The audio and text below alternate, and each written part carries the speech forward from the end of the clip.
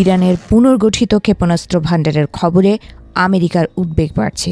সাম্প্রতিক এক বিশ্লেষণে বলা হয়েছে 2025 সালের 12th ডে ওয়ারের পর ব্যাপক ক্ষয়ক্ষতির মুখেও তেহরান দ্রুত তার ব্যালিস্টিক মিসাইল সক্ষমতা পুনরুদ্ধার করেছে। ইসরায়েল এবং যুক্তরাষ্ট্রের সামরিক পরিকল্পনায় এই বিষয়টি এখন বড় ফ্যাক্টর হয়ে উঠেছে। মার্কিন সেন্টকম 2022 সালে ধারণা দিয়েছিল ইরানের কাছে প্রায় 3000 ব্যালিস্টিক মিসাইল ছিল। 2025 সালের সংঘর্ষ শেষে ইসরায়েলি সূত্রের দাবি সেই সংখ্যা কমে প্রায় 1,500-এ নেমে আসে এবং প্রায় 200টি লঞ্চার সক্রিয় ছিল। তবে পরবর্তী মাসগুলোতে উৎপাদন ও পুনর্গঠনের স্পষ্ট ইঙ্গিত মিলেছে। কিছু ইসরায়েলি প্রতিবেদনে বলা হয়েছে ইরান মাসে কয়েকশো ক্ষেপণাস্ত্র তৈরি করতে সক্ষম। ইরানের স্বল্প পাল্লার অস্ত্র ভান্ডারের বড় অংশ জুড়ে আছে ফাতেহ সিরিজ। এর মধ্যে উল্লেখযোগ্য ফাতেহ 110 এবং ফাতেহ 313।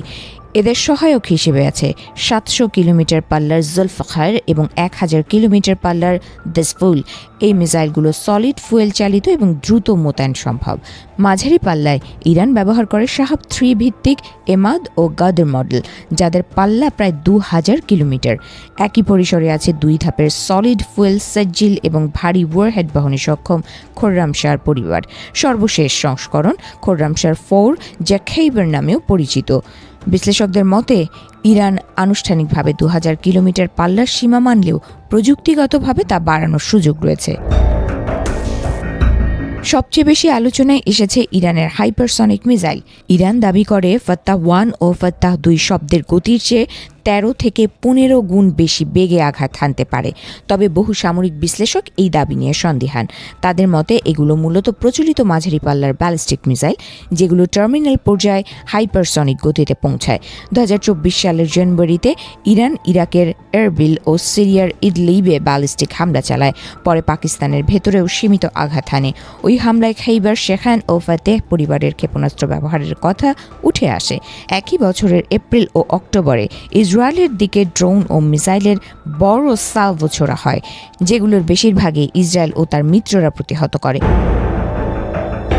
তবে 2025 সালের সংঘর্ষের চিত্র কিছুটা ভিন্ন ছিল।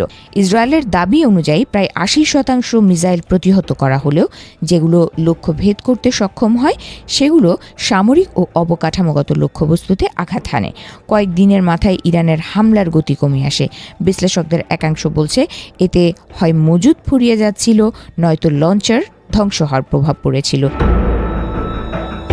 ইরানের বড় শক্তি তার ভূগর্ভস্থ মিসাইল সিটি নেটওয়ার্ক। পাহাড় কেটে তৈরি এসব ঘাঁটিতে সংরক্ষণ, সংযোজন এবং কখনো কখনো সরাসরি উৎক্ষেপণের প্রস্তুতি নেওয়া হয়।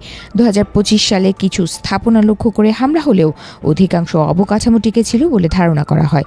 দ্রুত মেরামত ও উৎপাদন অব্যাহত রাখার সক্ষমতা ইরানের কৌশলগত সুবিধা বাড়ায়। অন্যদিকে ইসরায়েলের বহুস্তরীয় প্রতিরক্ষা ব্যবস্থা যেমন অ্যারো 3 ও ডেভিড স্লিং এবং যুক্তরাষ্ট্রের প্যাট্রিয়ট ও অন্যান্য ইন্টারসেপ্টর ব্যবস্থাও কার্যকর ভূমিকা রেখেছে।